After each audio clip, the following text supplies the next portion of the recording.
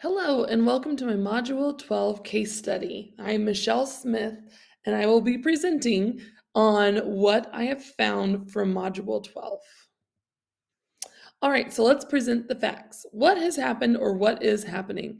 So, due to the population growth, the rural Lightville Community School District is needing to increase its capacity to serve students. Great problem. Their enrollment is going up.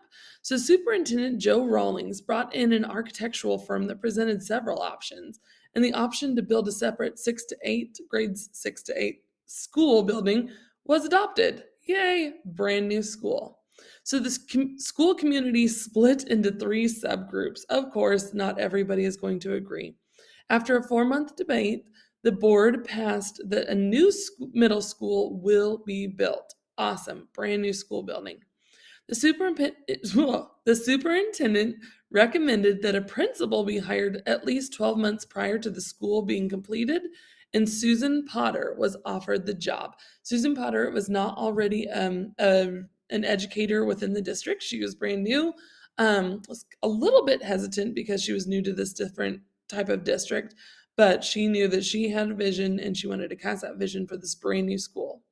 Rawlings gave Potter 3 objectives to accomplish. So she needs to make staffing decisions, organize the school's programs, and collaborate with architects and construction managers. Um, Potter created an advisory committee. So that was made up of 4 teachers and 4 community members to help her navigate through Superintendent Rawlings' 3 objectives. This group would operate democratically. It would create a vision statement and reach a consensus on all decisions. And all community members or committee members agreed. Since Principal Potter didn't want to be the chair of the committee, who can blame her? Helen Burke, a teacher who was also the sister of a board member, who was a farmer in the community, also he supported the referendum to have the new school. She was appointed basically the chair of the committee. The principal wants to collaborate on all decisions, vision, mission, and philosophy, but Helen just wants to basically rubber stamp whatever Potter decides. But Potter wants input. She created the committee for input for a general consensus. But basically, all but one of the group members just wants to basically say, yeah, let's just go ahead. All right. The other members reiterated what Helen Burke said and just want Principal Potter to write it up, and the others will tell her what they agree or not agree on. Sounds like a lack of confidence. Principal Potter made a last-ditch effort to appeal to the group, but they voted to have her write it up, and either they can accept it or revise it. All but one committee member decided this. Although Potter wants to collaborate, the group declined her possibility of collaboration, and she feels a little defeated, and who can blame her? So, what didn't happen? A collaborative decision did not happen. Obviously, they just want her to create this, they want her to come up with it. Principal Potter established the advisory committee so that they could collaborate on decisions, they could come to a consensus. She basically set the group norms for them, which I will address here in a little while. Group norms were not established as a whole group, and that might be where one of the problems lie. When it all came down to it, though, everyone just wanted to be told what to do, and Principal Potter feels discouraged. So, what didn't happen was the vision that she had for the group. When and where did certain events occur? Well, the original school buildings were built approximately 25 years ago on 65 acres. Again, it's a rural community, that is outside of a major city. Architects came to review the grounds to evaluate the options. Superintendent brought the option of building a junior high to the board, and it was debated for 4 months because there were 2 other options. But it was finally approved that this is how they were going to move forward. Construction began, and a new principal, Susan Potter, was hired 12 months before the completion of the junior high building, 6th through 8th grade building. Potter created the advisory committee soon after that because she wanted group members, because, like I said, she's not necessarily from this community. After one meeting, the members wanted to rubber stamp decisions by Potter, and Potter began to regroup before next week's meeting. So it sounds like they are having weekly meetings for the advisory committee. So the group is good. It just didn't go the way that Principal Potter saw it going. So, who is or might be involved in or concerned by the situation? Ideally, everyone should be concerned by the situation. Potter was hired as a visionary leader, um, but she isn't allowed to lead with her visions. She has a vision for collaboration and for community, but the community just wants her to say, "Here's what we're going to do." So, what do the parties involved have to say about it? Well, Potter isn't comfortable writing the whole thing herself. Who can blame her? Aside from one advisory committee member, they are all in agreement that she should write it herself. Potter was hired because of her style, so I can't imagine the superintendent will be happy, along with the board. The board definitely agreed to have her in her visionary self. Even one of the board members, the brother of Helen Burke, said that she was hired because of her vision, and so but she is kind of being stifled with her vision right now. Who promoted the current and future success and well being of each student and adult? And if so, how? Superintendent and board, they voted Potter in for her vision and the success of each student and adult. Potter, she created the advisory committee to address the promotion of the current and future success and well being of each student and adult. The committee members are advocating for what they think is the best situation. I don't feel like they're being, like really terrible human beings by wanting this. However, they are creating kind of a toxic situation and one where the principal is clearly not comfortable. Community members, they voted in favor of the new school building. So basically, they had to take on more taxes. Obviously, when a new building is built within their community, it barely passed. I believe it was 53 to 47%. So, who had the knowledge, skills, and commitments necessary to collaboratively lead and design the following? So, the school mission and vision statements. So, the principal, Potter, and her advisory committee had that. Who had the process for continuous improvement that reflects a core set of values and priorities that include data use, technology values, equity, diversity, digital citizenship, and community. Again, Principal Potter and her advisory committee. That's what she wanted to do with this whole committee. Um, so everybody had the knowledge, skills, and commitments. They made the commitment to this group um, and the capacity to lead. Principal Potter and her advisory committee. I put that for all three because they all have the knowledge, skills, and commitments. They just don't necessarily have the vision and confidence to follow through with it all. They signed up for the committee after all. They want to, they have the desire. I just don't think they have the confidence and perhaps the leadership. Maybe Principal Potter needs to kind of step up her leadership in this situation, which I will address in a little bit. So the following were absent from her planning. I didn't see any mention of data use, technology, equity, and diversity. What was included was the community because she created the advisory board. There was no plan to implement it. I didn't see a plan anywhere in the module. But this could be done through presenting these ideas and going from there. How could they be included? Well, they could be included with a presentation on why they are important.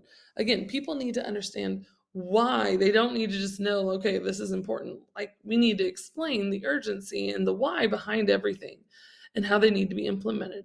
Hopefully, Principal Potter will present these at her next week's meeting and just kind of maybe just start fresh, honestly. I think that's what Principal Potter needs to do. So section 2 is about legal and ethical issues. Has anyone been harmed by the action or decision of another, and if so, in what way?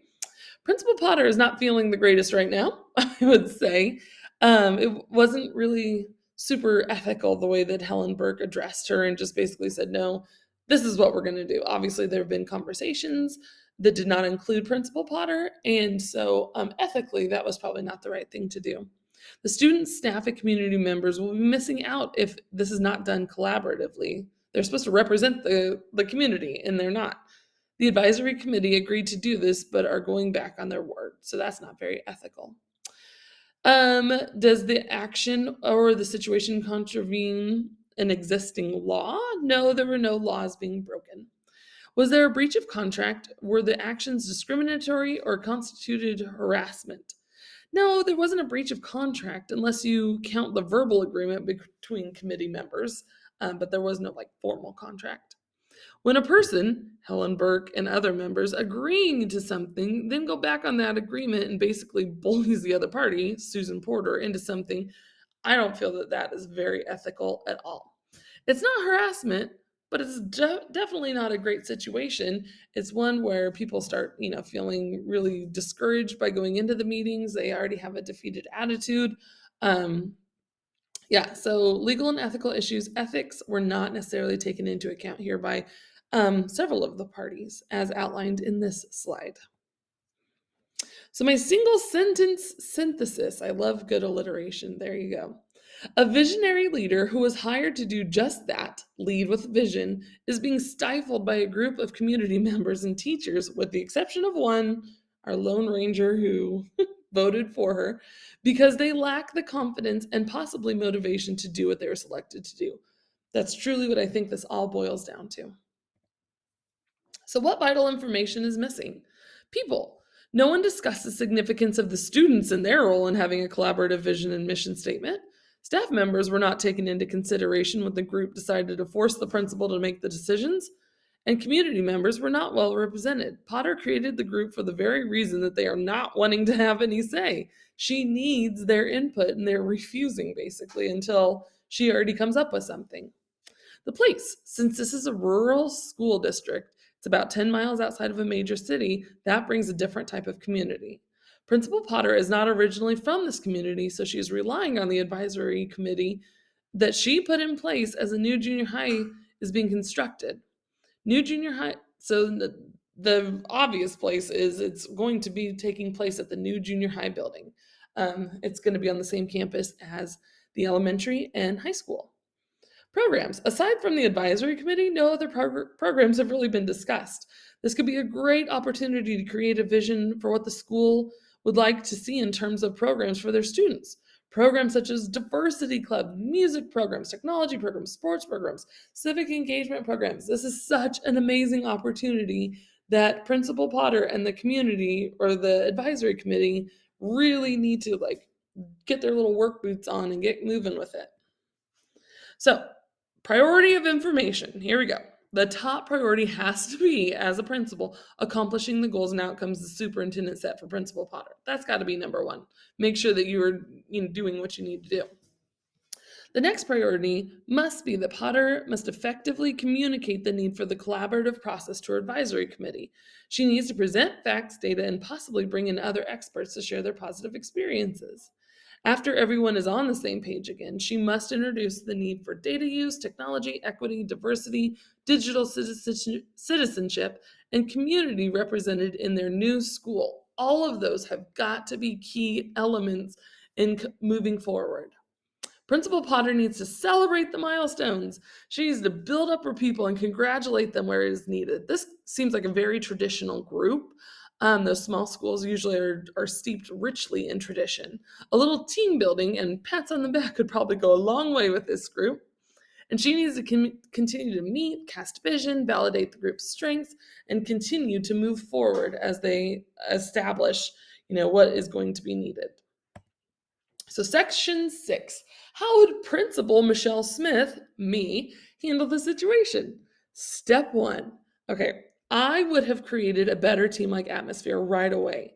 Principal Potter kind of jumped in with, just going ahead and laying out some facts, but we know through this course that that's not the best place to start. So I would have gotten to know the members better and allowed them to know me, possibly by taking them all somewhere away from the school, away from the district, somewhere that's, on kind of neutral soil where we're all equal.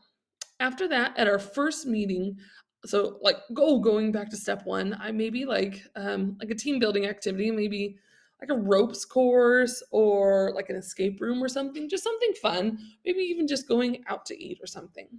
Step 2, after that, at our first meeting, actual meeting, I would lead the group in establishing group norms for our meetings moving forward. This has got to be the next step. Group norms. After establishing norms and evaluating each team member's strengths, I would have shared the outcome set to me by the superintendent. I want them to know if I'm not wanting to lead this whole thing, I would definitely let them know what we need to accomplish. I would have asked for everyone's input and asked where they feel most comfortable taking a leadership role following the norms we established. I would have provided the group some generic vision statements found from reputable sources or from other schools with similar demographics. I wouldn't have created um, a vision statement specifically for our school because we need to move to step 5, which would be the significance that data use, technology, equity, diversity, digital citizenship, and community play when creating mission and vision statements. Brainstorming around these points give us a chance to create our core set of values. So our core set of values based on that criteria is going to be where we're going to want to start from. I have the capacity to lead this group because I am educated and equipped for such matters. I am passionate, truly, I am passionate about utilizing this amazing opportunity to cast vision and equip the community. The foundation that is laid here will set the tone for the entire school. And that is a really, really exciting opportunity. This will promote the success and well being of every single current and future student and adult within our district. So the pros and cons are laid out right here. Pros: it's people centered. It creates an atmosphere of validation and trust. Expectations are set and cast. It's collaboratively evaluated, developed, and communicated our mission and vision statements. I've ensured it was designed to reflect a core set of values and priorities that include data use, technology, equity, diversity, digital citizenship, and community. I know I kind of sound like a broken record, but those are all so important in moving forward. And I've demonstrated the capacity to lead improvement processes that include data use, design implementation, and evaluation. Some cons, because of course every plan has cons, even mine. Not everyone is going to like it. Some people just want to be told what to do and how to do it. Just spoon feed them, that's what they say. Not everyone is going to agree with me in how I lead, and that's okay. I have to get used to that. But it's why I need to have a rock solid plan. With this brand new school comes a lot of different expectations. Establishing and sticking with the group norms will be imperative, and deviating from those might be detrimental to the group. It'll break the trust. Basically, the biggest con is going to be being a brand new face and getting everyone on board with the why behind all of it. Developing my plan. Were action steps written and targeted to achieving my strategies and goals? Yes, they were. I communicated my goals to the advisory committee and we created solutions from there.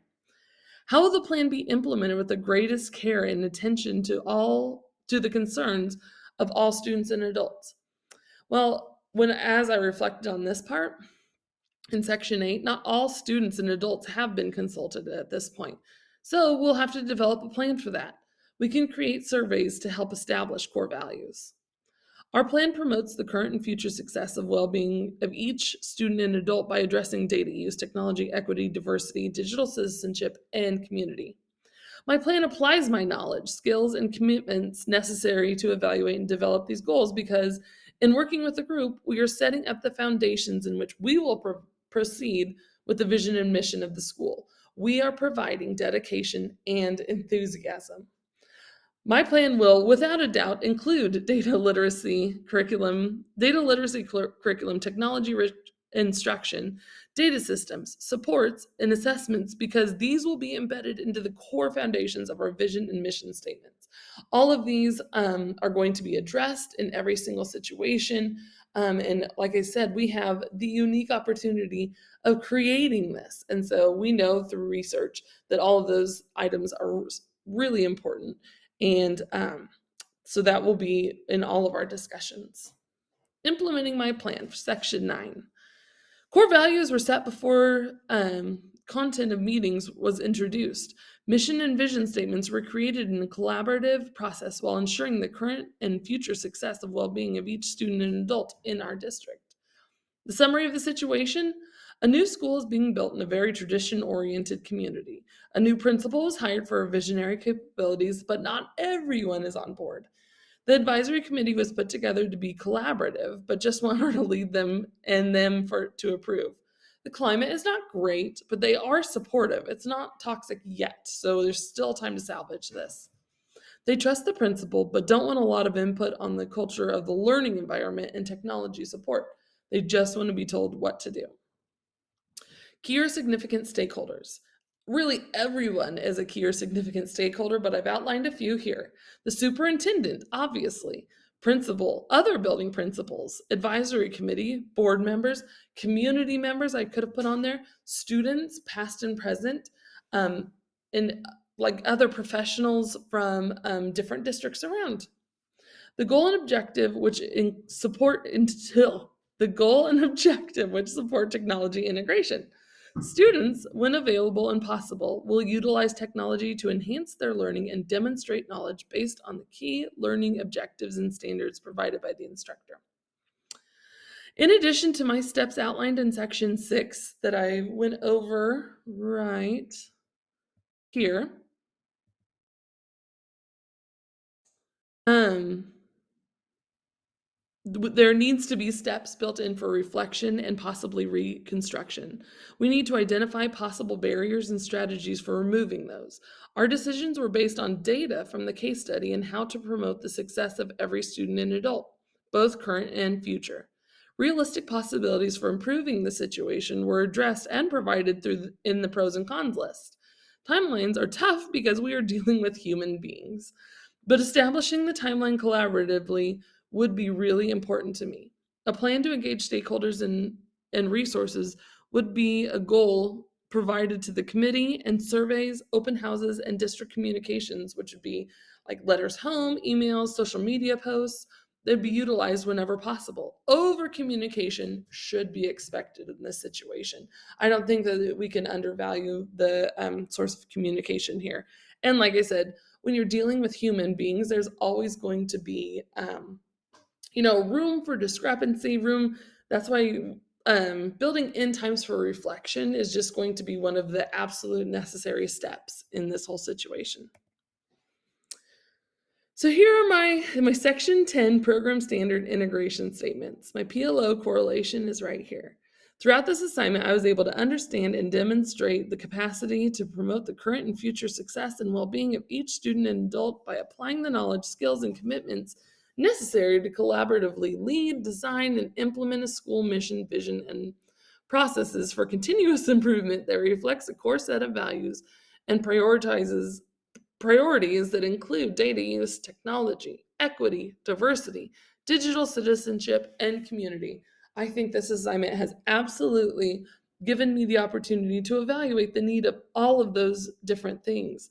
If we leave one out with data use, well, then we're not including really, really important parts of, what does the data say? We want to make data driven decisions here. And so, relevant. This assignment was relevant to my current learning because it is a real life situation that may come up in the future. I would absolutely love the opportunity to get in on the ground floor of developing a brand new middle school because middle school is the best. I absolutely love middle school. That is where my passions lie. So, as I was thinking of the relevance of this situation for me, that would be so incredible. And some community members are a little harder to reach, obviously, especially those in smaller communities. I know, I currently teach in one, so this is, again, very relevant to me. The reflection. This assignment will impact me as a future building principal because, as I pointed out in my relevance, this is a situation in which I would love to find myself. Maybe not with the community members who just want to say, okay, Michelle, yeah, you just do whatever you want to do. I mean, who wouldn't necessarily want that at first, but that data shows that that is not the way to proceed. And as I pointed out in the case study, there was a group that just wanted to happily go along with whatever the principal said. It's not uncommon. I need to be proactive in how I address this.